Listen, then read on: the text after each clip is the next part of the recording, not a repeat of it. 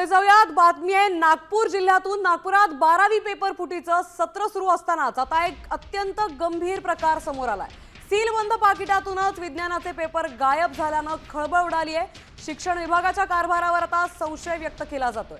अनेक केंद्रांवर 25 ऐवजी केवळ 24 प्रश्नपत्रिका निघाल्यानं पर्यवेक्षकांनाही तक्रारी केली आहे। तर पेपर फुटीच्या रॅकेटशी या गायब पेपरचा संबंध तर नाही ना, असा सवाल आता उपस्थित होतोय।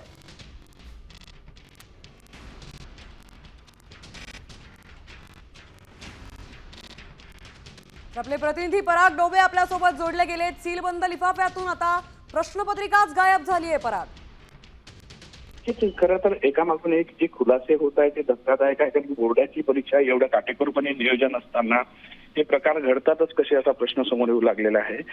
विज्ञानाच्या पेपरच्या संदर्भात जेव्हा प्रश्नपत्रिका होती त्याचा एक सीलबंद लिफाफा असतो, त्यामध्ये त्या वर्गाच्या संख्येनुसार प्रश्नपत्रिका जातात।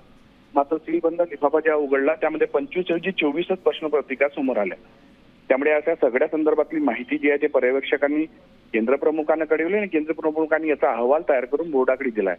मात्र हा पेपरचा प्रकार नेमका कसा घडला, खरं तर सीलबंद लिफाफे कुठून येतात आणि त्यातला एक पेपर गायब कसा होतो, याचा पेपर फुटीशी काही संबंध आहे का, या सगळ्या बाबी पुढच्या काळात तपासल्या जाणार आहे। नक्कीच पराग, धन्यवाद या सविस्तर माहितीसाठी। त्यामुळे आता नागपूरमध्ये सीलबंद लिफाफ्यातूनच पेपर गायब झाला, याचा संबंध आता आधीच्या सगळ्या केसेसशी नाही ना, असा प्रश्न सध्या उपस्थित होतो।